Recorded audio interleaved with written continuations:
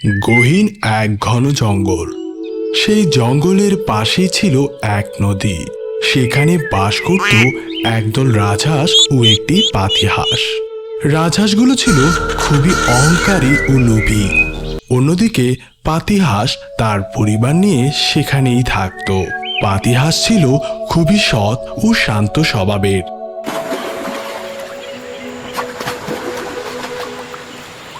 আরে আরে, এটা সেই পুচকে হাঁসটা না? হ্যাঁ, সেটাই তো দেখছি। ওকে তো এখানে মাছ ধরতে দেয়া যাবে না।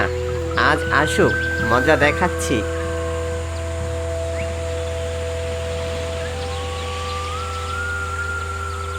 এই যে পুচকে হাঁস, এখানে মাছ ধরতে এসেছিস? হ্যাঁ ভাই, এখানে ভালো মাছ পাওয়া যায়, তাই এখানে মাছ ধরছি। সেটা তো জানি, এজন্যই তো আমরা এখানে মাছ ধরছি। ভাগ এখান থেকে, অন্য কোথাও গিয়ে মাছ ধর যা। সকাল সকাল রাজহাঁসেরা পাতিহাঁসকে রাগ দেখিয়ে তাড়িয়ে দিল। আমি ছোট হাঁস বলে ওরা আমাকে পাত্তাই দিল না। এখন তো আমি আর মাছও ধরতে পারবো না। আর মাছ না ধরতে পারলে আমি খাবোটা কি ছাই? ওদের কথা না শুনলে আবার ওরা কি থেকে কি করে বসে। কিছুক্ষণের মধ্যেই সে বাজারে পৌঁছে গেল।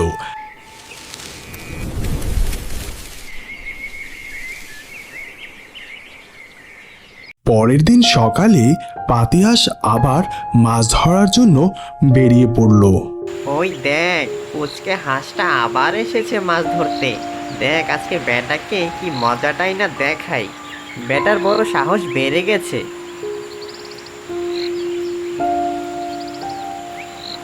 ওই বেটা পুচকে হাঁস, তোর এত বড় সাহস! তোকে কাল বললাম যে এখানে মাছ ধরতে আসবি না, তুই আবার এসেছিস। আজ থেকে তুই এই নদীতে মাছ ধরতে পারবি না, এটাই তোর শাস্তি। এখানে মাছ না ধরলে আমি কোথায় গিয়ে মাছ ধরবো ভাই?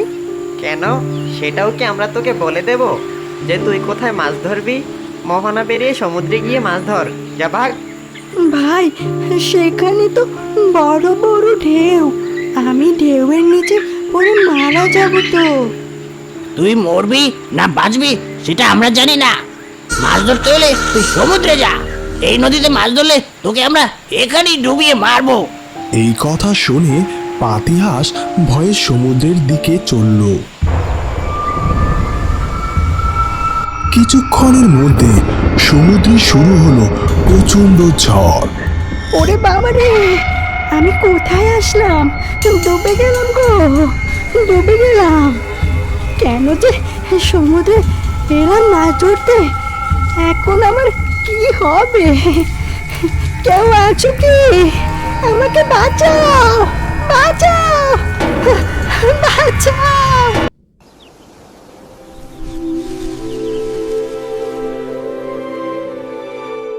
এবং সমুদ্রের তলদেশে জ্ঞানহারা হয়ে পড়ে রইল। তাকে দেখতে পেল। কিছুক্ষণ পর তার জ্ঞান ফিরল। আমি কি বেঁচে আছি নাকি মরে গেছি? না না, আমি তো বেঁচে আছি। আমি কোথায় আসলাম? চারদিকে শুধু সোনা আর সোনা। এখন আমি কি করি? আমি এখন কিভাবে বাড়ি যাব? আরে, তুমি এখানে কিভাবে আসলে? তুমি তো এই রাজ্যের নও। তুমি কোথা থেকে আসলে? কে তুমি? আমি সমুদ্রের ওই পার থেকে এসেছি। আমি মাছ ধরে। এই জায়গাটার নাম কি গো? এটা হলো একটা সোনার রাজ্য। তুমি এখানে নতুন, তাই তোমাকে আমাদের মহারানীর কাছে যেতে হবে। ঠিক আছে, চলো, তাই হবে।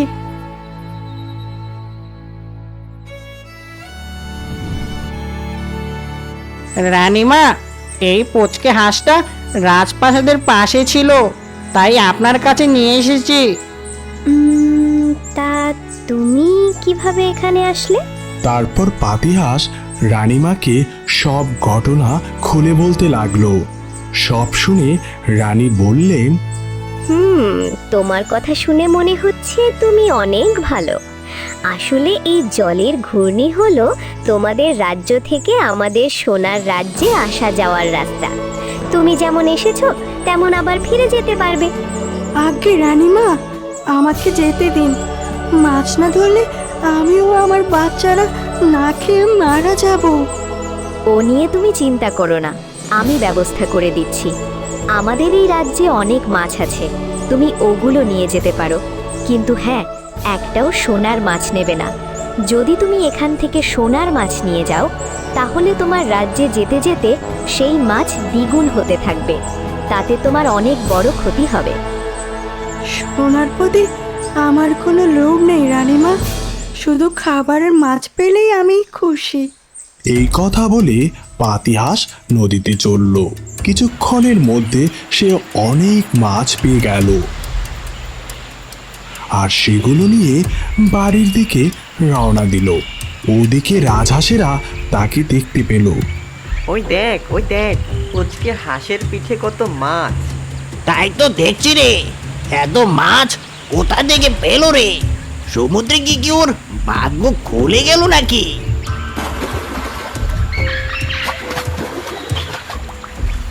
তার পিছু পিছু সেই রাজহাঁসের দলও যেতে লাগলো।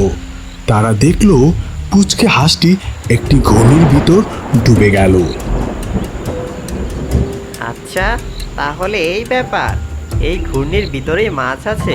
এই চল চল, আর দেরি করা যাবে না। তারপর তারাও সবাই সেই ঘূর্ণির মাধ্যমে সোনার রাজ্যে চলে এলো। মহারানী তাদেরকেও সব নিয়ম খুলে বললেন। যা কিছু বললাম সব মনে থাকবে তো তোমাদের? হ্যাঁ রানীমা, সব মনে থাকবে আমাদের। এই কথা বলে তারা নদীতে চলল। কি ভাই, শুধু সাধারণ মাছ ধরবে নাকি? পাগল নাকি?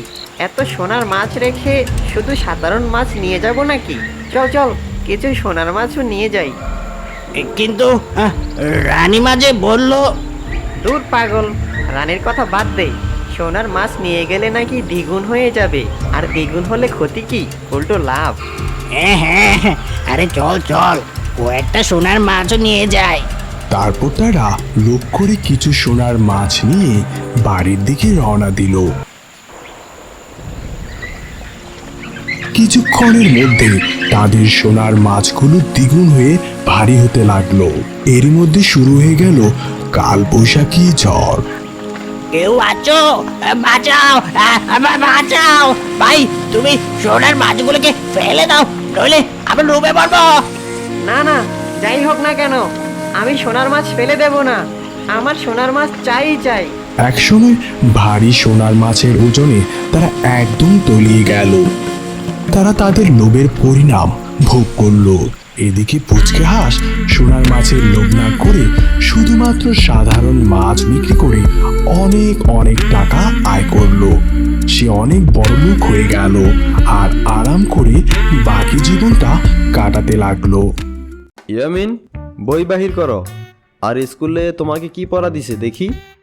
ভাইয়া, আজকে আমার টিচার আমাকে পড়া দিছে মঙ্গল গ্রহের এলিয়েন ছড়াটা। আচ্ছা ইয়ামিন, বলতো মঙ্গল গ্রহের এলিয়েন ছড়াটা কে লিখেছে? রবীন্দ্রনাথ। আরে ইয়ামিন, পুরো নামটা বলো। রবীন্দ্রনাথ ইসলাম। আরে ধুর, রবীন্দ্রনাথের সাথে আবার ইসলাম আসলো কোথা থেকে? ভাইয়া, কেন হয় নাই? না, তার নাম রবীন্দ্রনাথ ঠাকুর। ভাইয়া, তাহলে ইসলাম কার নাম? ওইটা হচ্ছে কাজী নজরুল ইসলাম। আর এখন যে ছড়াটা পড়বা, ওইটা লিখছে রবীন্দ্রনাথ ঠাকুর। মনে থাকবে? হ্যাঁ ভাইয়া, মনে থাকবে। আচ্ছা ভাইয়া, এলিয়েন কি আর কোথায় থাকে? এলিয়েন হচ্ছে এক ধরনের প্রাণী। শুনেছি এরা নাকি মঙ্গল গ্রহে থাকে। এরা অনেক শক্তিশালী হয় আর জাদুও জানে। জাদু দিয়ে এলিয়েন কি করে ভাইয়া? বাবা সোনা, জাদু দিয়ে ওরা ব্যবসা করে, জাদু ব্যবসা। ওরা তো কোটিপতি। আরে তুমি আবার এসো কই থেকে? ফাজলামি করো না তো। আরে আমি ফাজলামি করলাম কোথায়? মঙ্গল গ্রহে এলিয়েন আছে নাকি, তাই আমি একটু লাগাই দিলাম ব্যবসা করে। এ আবার এমন কি হইছে, তোমরা উল্টাপাল্টা পড়াইতেছো আর আমি কইলেই দোষ। আব্বু, মঙ্গল গ্রহে এলিয়েন নেই? আছে হয়তো বাবা। আব্বু, এই যে তুমি বললে নেই। ইয়ামিন, এটা হচ্ছে রূপকথা। রূপকথায় এলিয়েন আছে। ভাইয়া, রূপকথা আবার কি? আরে ধুর, তুমি ওরে এত কিছু কি কইতাছো? এত কিছু কি ও বুঝবে? তার চেয়ে বরং বলো মঙ্গল গ্রহে এলিয়েন আছে। ইয়ামিন, বাবা শোনা, মঙ্গল গ্রহে এলিয়েন আছে তো। আব্বু, সত্যি আছে? হ্যাঁ বাবা, আছে তো। তাহলে আব্বু, আমি মঙ্গল গ্রহের এলিয়েনদের সাথে দেখা করতে চাই। ইয়ামিন, মঙ্গল গ্রহের এলিয়েনদের সাথে কোনো দেখা করা যায় না। ভাইয়া, তুমি যদি আমাকে এলিয়েনদের সাথে দেখা না করাও তাহলে আমি পড়বো না। আর যদি তুমি বলো আমাকে এলিয়েনদের সাথে দেখা করতে নিয়ে যাবা, তাইলে আমি পড়া শেষ করব। আব্বু, তুমি এখানে কেন এসেছো? তুমি এইখানে আইসা ইয়ামিনের পড়াটারে নষ্ট করে দিছো। এখন তোমার পোলা তুমি সামলাও। আহা বাবা, এরকম করে না। এলিয়েন তো মঙ্গল গ্রহে থাকে, তুমি কেমনে ওর লগে দেখা করবা? আচ্ছা আব্বু, তাহলে বলো তো এলিয়েন এত জাদু দিয়ে কি করে? এলিয়েন জাদু দিয়ে কাপড় দোকান বানায়, আর সেই কাপড় বিক্রি করে তারা কোটিপতি হয়। আব্বু, তুমি এসব কি বলতেছো? ধুর, তুমি আইসা ইয়ামিনের পড়াটাই নষ্ট করে দিছো। আচ্ছা বাবা, তুমি পড়াশোনা করো, তোমার ভাই চেষ্টা গেছে, আমি যাইগা। না আব্বু, আমি অনেক পড়েছি, আর পড়বো না। আহা বাবা, এমন করলে তো হয় না, পড়তে হবে। পড়ালেখা কইরা বড় হবা, তারপর রকেটে কইরা তুমি মঙ্গল গ্রহে যাইতে পারবা। আচ্ছা আব্বু, তাহলে কি সেই রকেটে করে আমি এলিয়েনদের কাছে যেতে পারবো? হ্যাঁ, তা তো পারবাই। মঙ্গল গ্রহে যাইতে হইলে তোমাকে অনেক পড়াশোনা করতে হবে। আচ্ছা বাবা, তুমি পড়ো, আমি একটু কাজে গেলাম। ঘোড়ার ডিম পরানোর মেজাজটাই নষ্ট করে দিছে। আমি এখন যাই।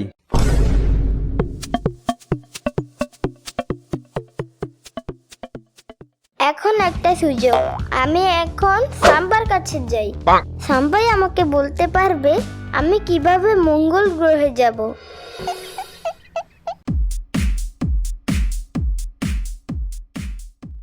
এই সাম্বা। এই আমিন, তোমারে না আমি বারবার বলছি সাম্বা সাম্বা করবা না। সাম্বা, আমার তোমাকে সাম্বা বলে ডাকতে ভালো লাগে। আরে হইছে, কি বলতে চাও বলো। সাম্বা, আমি মঙ্গল গ্রহে যেতে চাই। তো যাও, তোমারে মানা করছে কে? কেউ দইরা রাখছে নাকি? কিন্তু কিভাবে যাব সাম্বা?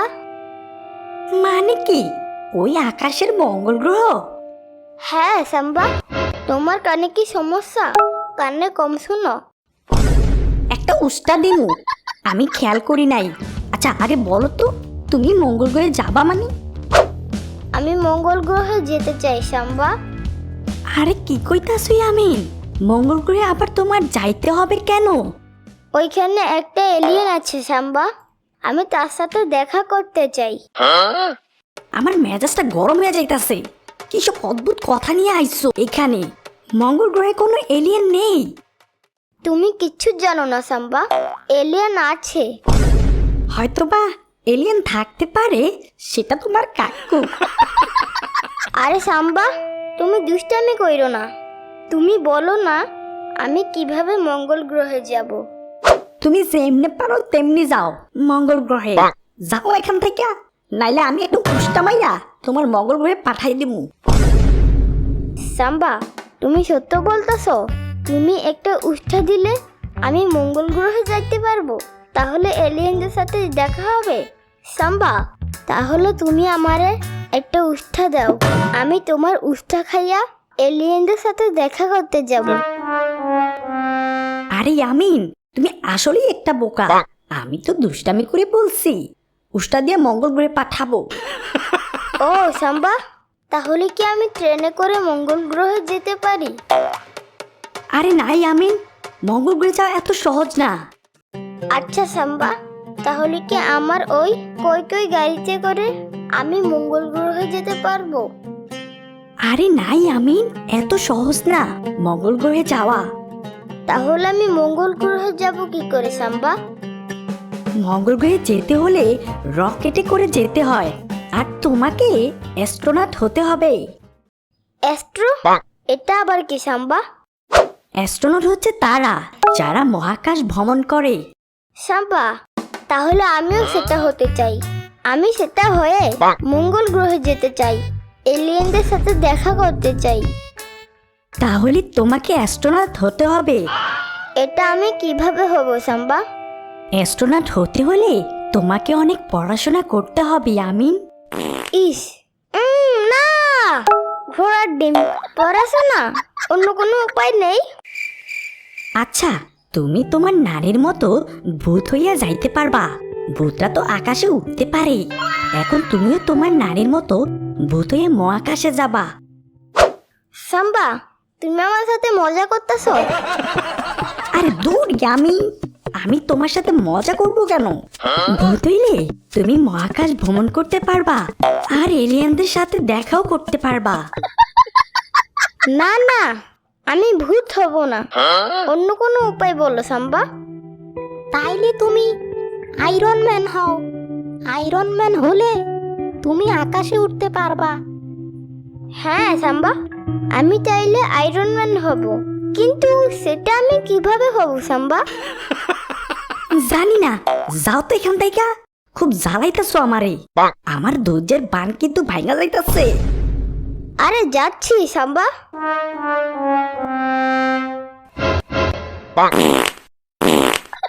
ইয়ামিনের বাচ্চা, ইস তুই পাপ দিছস, কি গন্ধ বাইর হইছে।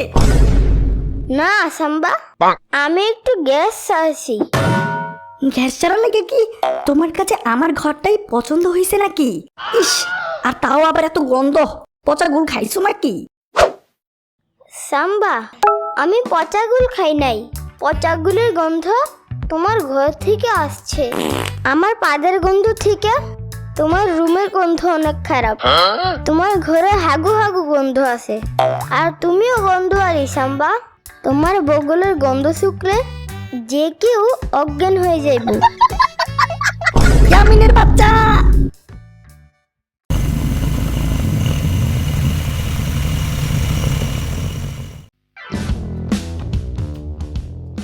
Hello hello hello hello NASA, আমি মঙ্গল গ্রহে প্রবেশ করেছি।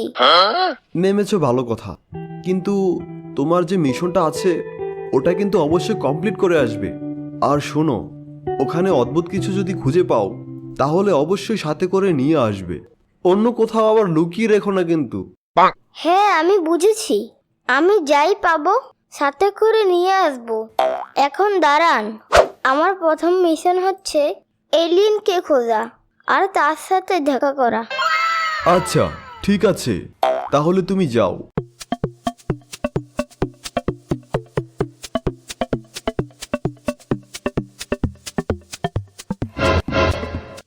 উফ, অনেকক্ষণ ধরে হাঁটলাম, এলিয়েন যে কোথায় থাকে খুঁজেই পাচ্ছি না। ওর বাড়িটা কোথায় ঠিকানাটাও নেওয়া হলো না। যাই, সামনের দিকে এগিয়ে যাই।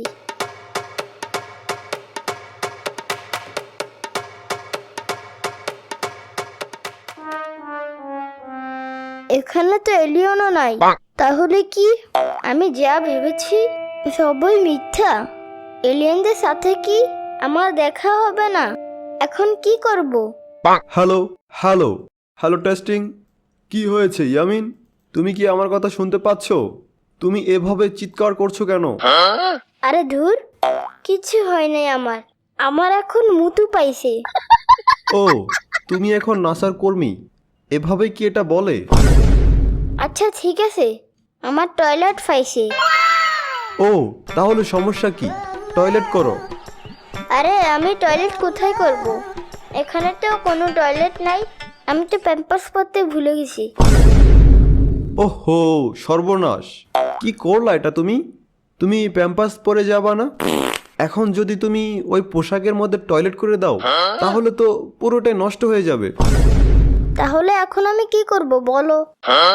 আমিও বুঝতে পারছি না ইয়ামিন, আমি নাসার মালিক, তারপরেও এটা আমার মাথায় আসছে না। তুমি এখন কি করবা? তুমি প্যাম্পাস পরে কেন গেলা না?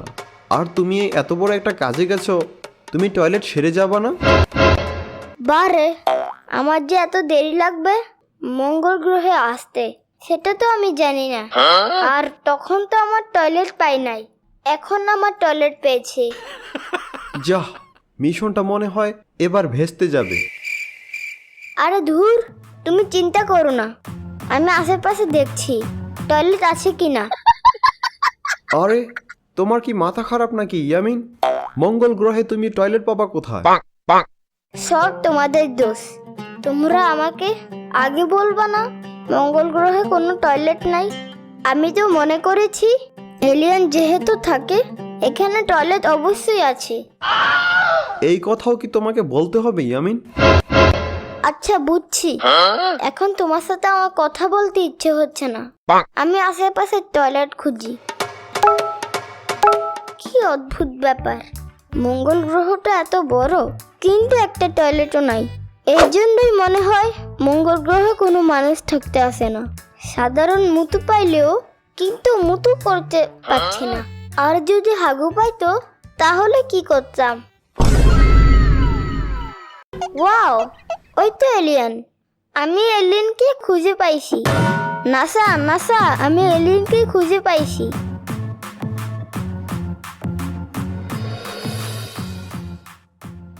হাই এলিয়েন, তুমি কেমন আছো? তুমি কে? আরে এলিয়েন, তুমি আমাকে চেনো না? আমি ইয়ামিন। এখানে টয়লেট কোথায়? তুমি কোন টয়লেটে যাও? আমাকে তাড়াতাড়ি বলো, এখনই আমার খুব জোরে টয়লেট পাইছি। কি বলছো পিচ্ছি? টয়লেট আবার কি? আরে আমার মুতু পাইছে, বুঝো না তুমি? মানে প্রস্রাব পাইছে, তাই আমি টয়লেটে যাব। ও, এখন বুঝতে পেরেছি, কিন্তু এখানে তো কোনো টয়লেট নাই। হাই হাই, কি বলছো? কোনো টয়লেট নাই? এখন আমি কি করব? আমি কি করে বলবো বাছা? এই যে এলিয়েন, তুমি কি জানো শিবার কার্টুনে নীল নামে লাল নামে তার দৈত্যটা একটা টয়লেট বানিয়ে দিয়েছিল। তুমি আমাকে একটা টয়লেট বানিয়ে দাও এলিয়েন, যাতে আমি টয়লেট করতে পারি। ঠিক আছে খোকা, তোমার যখন এত জোরে ধরেছে আমি তোমাকে টয়লেট বানিয়ে দিচ্ছি।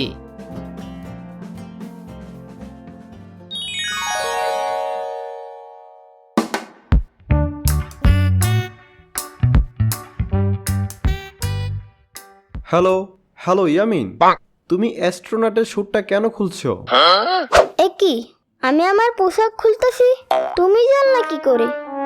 হা হা হা ইয়ামিন, আমরা তোমার পোশাকে ক্যামেরা বসিয়ে দিয়েছি, তাই তোমার সবকিছু আমরা দেখতে পাচ্ছি। কি কি বলছো? তাড়াতাড়ি ক্যামেরা বন্ধ করো, আমি এখন টয়লেটে যাব। কিন্তু ইয়ামিন, পোশাকটা খুললে তো তুমি সোজা উপরে চলে যাবে। আরে ধুর ঘোড়ার ডিম, আর আমি যদি টয়লেটে না যাই এমনিতেও আমি উপরে চলে যাব। ও আচ্ছা বুঝছি, ঠিক আছে করো, কিন্তু মনে রেখো ইয়ামিন, তোমার কিছু হলে কিন্তু কর্তৃপক্ষ দায়ী নয়।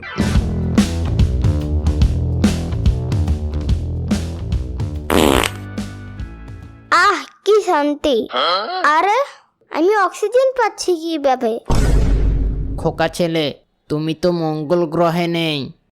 এলিয়েন, তাহলে আমি কোথায় আছি? আরে খোকা, তুমি পৃথিবীতে আছো। আরে কি বলছো? আমি পৃথিবীতে? এটা তো পৃথিবী না, এটা তো মঙ্গল গ্রহ। শুনো ইয়ামিন, এটা তো মঙ্গল গ্রহ, কিন্তু তুমি পৃথিবীতে আছো। ধুর, আমি তো কিছুই বুঝতে পারছি না। আরে খোকা, তুমি স্বপ্ন দেখছো। কি বলছো এলিয়েন? স্বপ্ন?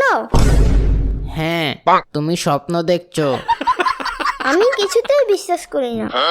ইয়ামিন, এই ইয়ামিন, আরে এখানে ভাইয়ের ডাক আসলো কোথা থেকে?